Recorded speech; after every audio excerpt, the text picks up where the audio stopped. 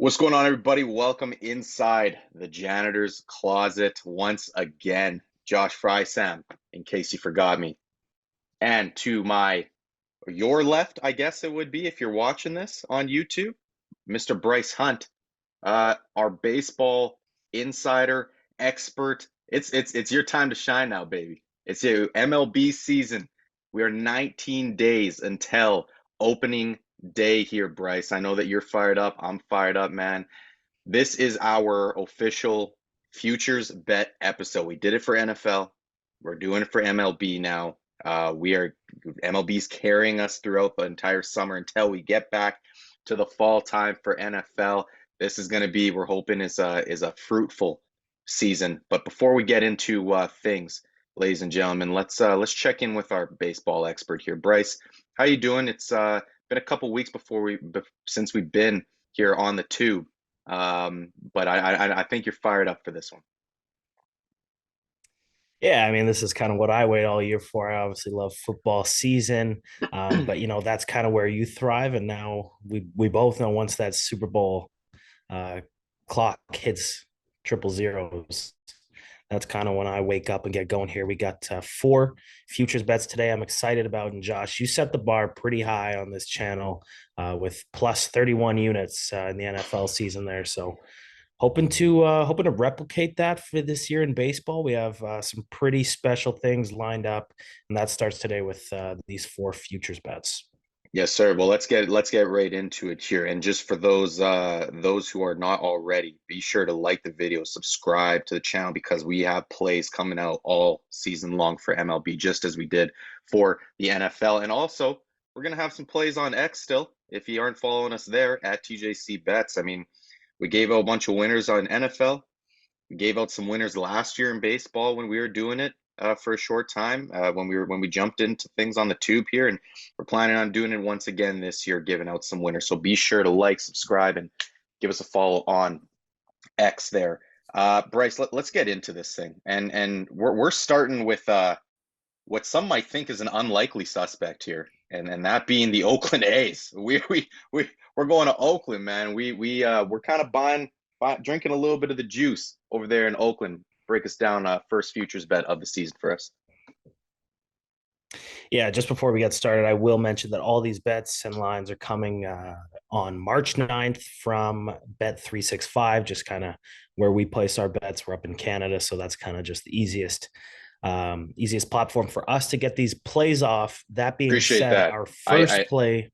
I appreciate you saying that. Yeah, that was my job as the host. It's been a while since I've been in the host chair, so that's on me. That's Yeah, on me. But you keep carrying, keep no, carrying.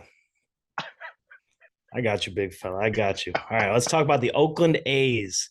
We're taking their over 56 and a half wins for 4 units. This is going to be our biggest play of the day. We're starting out with it 4 units at 1.90. If you're decimal, that's minus 111 for your American odds. Oakland A's over 56 and a half wins. Josh, is this team any good? They're not great. No, this team only won 50 games last year. At points, they were historically bad, but I think they're going to take a little bit of a step forward. We only need them to win 56 and a half. So we need 57 wins this year out of Oakland A's, just over a third of their games. Do I think this team can make a playoff push? No, I don't. Do I think this team could potentially win 60 games? Yes, I do. The lineup isn't that bad. Okay. We have Brent Rooker, Zach Geloff, Asturi Ruiz, Seth Brown, Ryan Noda, Shea Langoliers. They kind of went a little bit younger towards the end of last year. And they have some kids that can really swing the bat out in Oakland, obviously. Uh, I don't know if there's anything there with them potentially moving to Vegas, if it's kind of like a last dance type thing and they want to put out for the fans over there. Um, but I think this team could really get to that 60 win mark. Obviously, we only need them to get 57. The rotation is a little bit improved, I guess. They added Ross Stripling and Alex Wood. Hopefully, we can get a healthier from JP Sears and Paul Blackburn. The bullpen's kind of going to be what fights us all year on this. Mason Miller is really the only piece that catches my eye out there. But, this is a long season, 162 games. Nobody wants to, lose over 100 games. I think that Oakland's really going to push. Obviously, there's some veterans there that are auditioning for a trade. The young talent wants to make a name for them and to start their careers going forward. So give me the Oakland A's to cover that 57 win total for us right out the gates. There's obviously that old theory of, fade the great players and the great teams and bet on the lower seeded teams and the lower seeded players just because, it goes against what people do. If you want to think it like that, by all means, but I think that this team really is capable of winning 60, 65 games, and that's kind of where I'm going to slot them in. Love to hear it, man. Let's move over. Let's get on the bump here, and let's go for a couple tries here with the pitchers. Let's go to Los Angeles here. We're staying in Cali.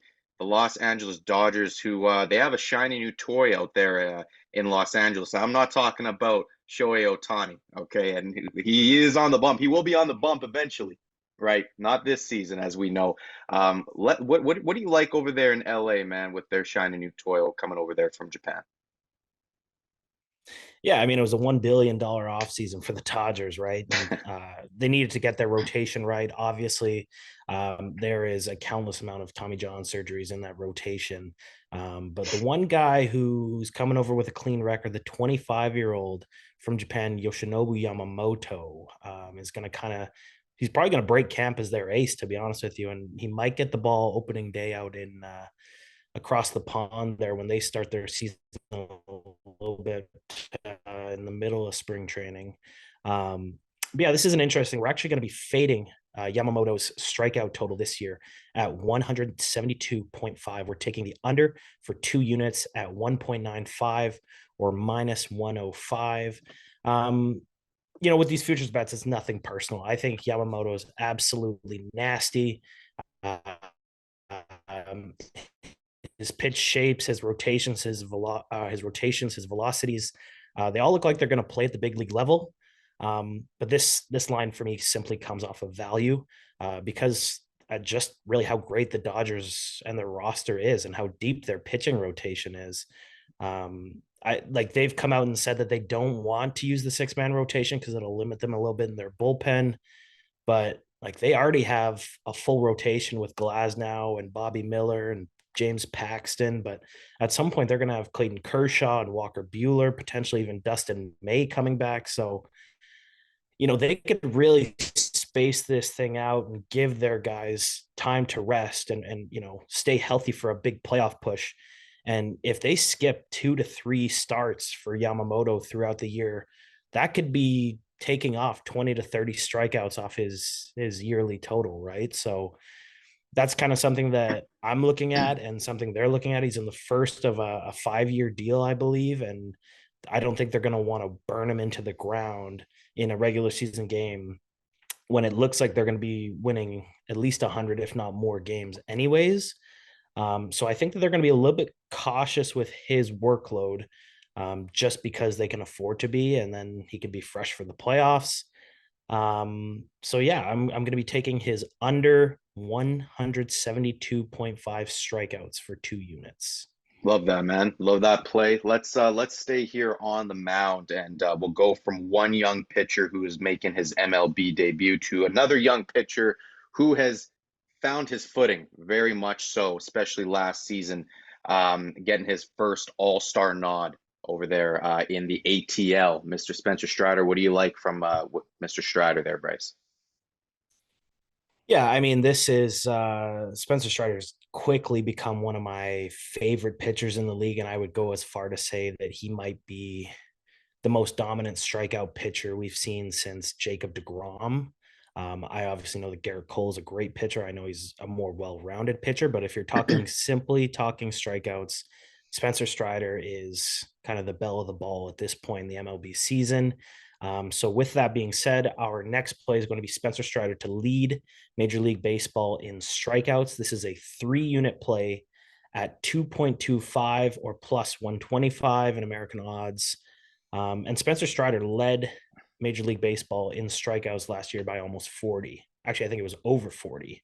And I really don't see a world where he does not lead again and potentially by that amount.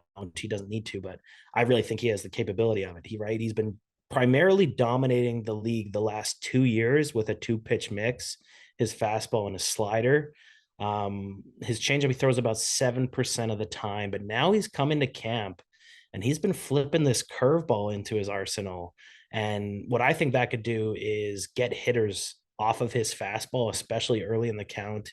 He is still a little bit susceptible to some contact, some hard contact, even though his fastball is, one of the best pitches in the league. But I think that if he can flip in this curveball every now and again and get them off balance, it's going to make him that much better. He'll have another strikeout pitch, and he could really cruise to another uh, remarkable number of strikeouts this year. I mentioned his fastball is one of the most elite pitches in the league. It's the best for starting pitchers due to its vertical break, his extension, and then on top of that, it's 95 plus miles an hour. You add to that he's a workhorse. He's going to give you 170 or more innings. And then when he strikes out more hitters than anyone else at that rate, the only thing that could lose this bet for us is an injury to Spencer Strider. So, we're going to take that risk. I kind of toyed with the idea of throwing him in as the Cy Young winner. But I think this is the safer play. This is the one we're going to do. Spencer Strider, most strikeouts in Major League Baseball for 3 units. All right, 3 down, 1 to go, and this is our big swing. Love to see it. We're going to Kansas City to a young man who has just inked himself to an 11-year, $288.8 million bag. Love to see it. Bryce, what do we got over there in KC this year for our big swing on the MLB futures bets? Yeah, I mean, it's you mentioned the contract extension. It's great to see spending money and doing something that everybody's kind of looked at them as a smaller market team. So it's nice to see them spend some money. And that's the player we're going to talk about is Bobby Witt Jr. We are going to be taking Bobby Witt Jr. as the American League most valuable player. And this is simply just a shot downfield for us.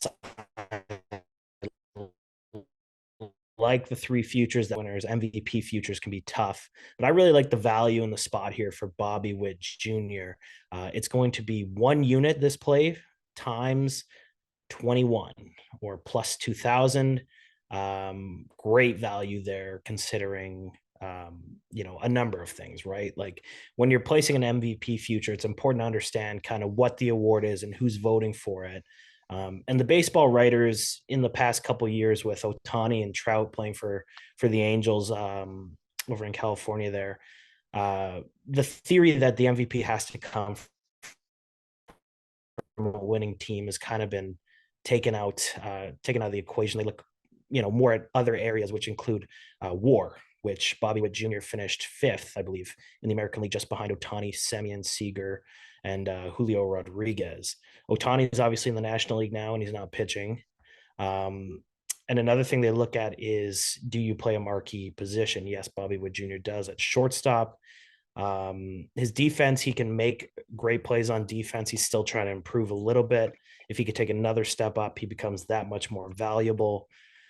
And another area that the voters look for is milestones. We saw that with Acuna's 40-70 season last year. We saw that with Judge's 60 home run campaign. And last year, Bobby Witt Jr. joined the 30-40 club.